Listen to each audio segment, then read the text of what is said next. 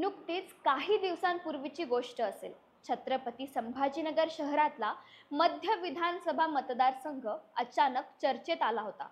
कारण होतं ते म्हणजे तिथून ठाकरे गटाचे उमेदवार असलेले किशनचंद तनवाणी यांनी ऐनवेळी निवडणुकीतून माघार घेण्याचा घेतलेला निर्णय.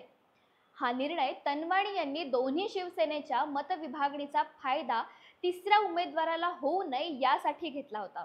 त्यानंतर तनवाणी हे शिवसेना शिंदे गटात प्रवेश करतील अशा चर्चांना देखील उधाण आलं होतं. मात्र याच दरम्यान मध्य मतदारसंघातले मनसेचे उमेदवार सुहास दशरथ यांनी तनवाणी यांची भेट घेतली आणि त्या भेटीनंतर आपल्या फेसबुक अकाउंटवर तनवाणींसोबतचा फोटो पोस्ट करत एक सूचक कॅप्शन दिलं, ज्यामुळे छत्रपती संभाजीनगर मध्य मतदारसंघात नवीन समीकरण जुळण्याची शक्यता वर्तवण्यात येते. आता त्या समीकरणामुळे नेमकं मध्य मतदारसंघात काय परिस्थिती निर्माण होऊ शकते, हेच आपण आजच्या या व्हिडिओच्या माध्यमातून बघणार आहोत. चला तर मग सुरू करूया. पण त्यापूर्वी तुम्ही जर चॅनलला सबस्क्राईब केलं नसेल तर लगेचच सबस्क्राईब करा. 80च्या दशकाच्या मधल्या काळात छत्रपती संभाजीनगर जिल्ह्यात शिवसेनेने हातपाय पसरवायला सुरुवात केली होती. या दरम्यान छत्रपती संभाजीनगर जिल्ह्यातला काही तरुणांनी शिवसेना वाढवण्यासाठी काम आपल्या खांद्यावर घेतलं. त्यामध्ये 3 नावं प्रमुख होती: प्रदीप जयस्वाल, किशनचंद तनवाणी आणि सुहास दशरथे. या तिघांनी जुन्या छत्रपती संभाजीनगर शहराला शिवसेनेचा बालेकिल्ला केला. पुढे बरेच दिवस सोबत काम देखील केलं. मात्र या तिघांच्या मैत्रीत एक अडथळा आला, तो महानगरपालिका निवडणुकी दरम्यान. त्यावेळी प्रदीप जयस्वाल आणि सुहास दशरथे दोघांनाही औरंगपुरा भागातून महानगरपालिका लढवायची होती. पण सरता शेवटी उमेदवारीची माळ पडली ती प्रदीप जयस्वाल यांच्या गळ्यात. त्यानंतर या दोघांमधला संघर्ष समोर आला तो 2010च्या महानगरपालिका निवडणुकीत. त्यापूर्वी 2009च्या विधानसभेत शिवसेनेने प्रदीप जयस्वाल यांच्याऐवजी मध्य मतदारसंघात विकास जैन यांना उमेदवारी दिली होती. मात्र प्रदीप जयस्वाल यांनी बंडखोरी करत शहर प्रगती आघाडी नावाचा पक्ष स्थापन केला आणि त्या माध्यमातून मध्य मतदारसंघातून निवडणूक लढवली आणि जिंकली देखील. पुढे 2010 मध्ये महानगरपालिका निवडणुकीत त्यांनी आपल्या पक्षाच्या माध्यमातून उमेदवार देखील मैदानात उतरवला. तेव्हा शिवसेनेत असलेल्या सुहास दशरथ यांनी समर्थनगर भागातून निवडणुकीच्या मैदानात उतरण्याची तयारी केली होती.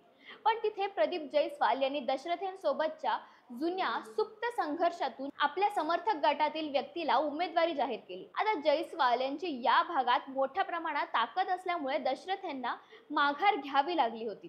पुढे भविष्यात पक्ष आपल्याला विचार करेल या आशेने सुहास दशरथे पक्षाचं काम करत होते. पण त्यांची झोळी ही तनवाणी आणि जयस्वाल यांच्या तुलनेने खालीच राहिली. प्रदीप जयस्वाल आमदार झाले होते, तर तनवाणी यांना देखील विधान परिषदेच्या माध्यमातून आमदारकी मिळाली होती. अशातच 2014च्या विधानसभा लागल्या आणि तनवाणी यांनी भारतीय जनता पक्षामध्ये देखील प्रवेश करत जयस्वाल यांच्या विरोधात निवडणूक लढवली.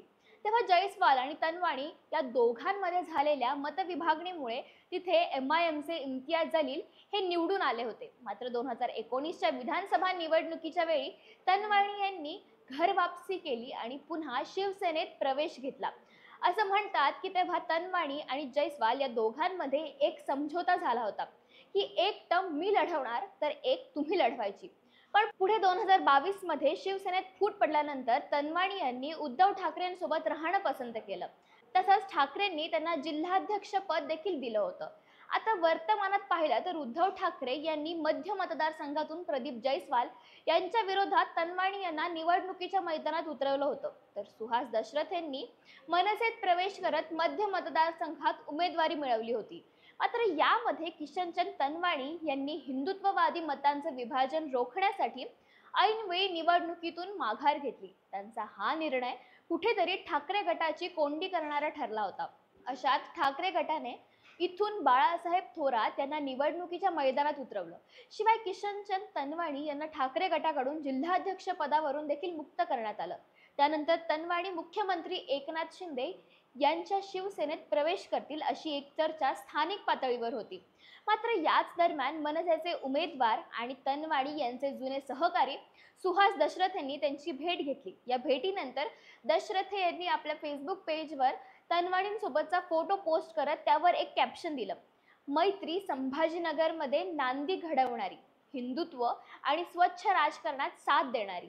आता सुहास दशरथ यांच्या या पोस्टचं तर विश्लेषण करायचं ठरवलं तर शिवसेनेत असताना दशरथे आणि तनवाणी या दोघांनाही डावलून जयस्वालांना विविध पदं भोगण्याची संधी मिळाली आहे.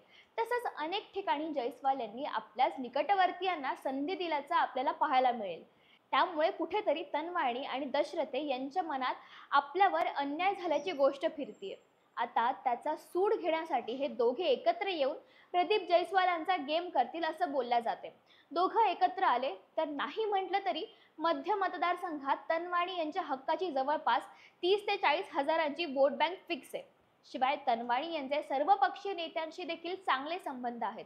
त्यामुळे तनवाणी यांनी आपली ताकद सुहास दशरथे यांच्या पाठीमागे उभी केली तर नक्कीच या ठिकाणी प्रदीप जयस्वाल यांना फटका बसताना दिसू शकतो. शिवाय आणखीन एक महत्त्वाची गोष्ट म्हणजे सध्या माहीमवरून शिवसेना शिंदे गट आणि मनसेमध्ये राज्यभर सुप्त संघर्ष सुरू आहे. त्यामुळे मनसे प्रत्येक मतदारसंघात शिवसेना शिंदे गटाच्या उमेदवारांना पाडण्याचा चंग बांधताना दिसते. तो अँगल देखील या ठिकाणी महत्त्वाचा ठरतोय. मात्र दुसऱ्या बाजूला जर विचार केला तर हिंदुत्ववादी मतं विभाजित होऊन इथे सरळ सरळ फायदा MIMचा होताना दिसतोय. तर याबद्दल तुम्हाला काय वाटतं? तुमच्या प्रतिक्रिया आम्हाला कमेंट्सच्या माध्यमातून नक्की कळवा. धन्यवाद.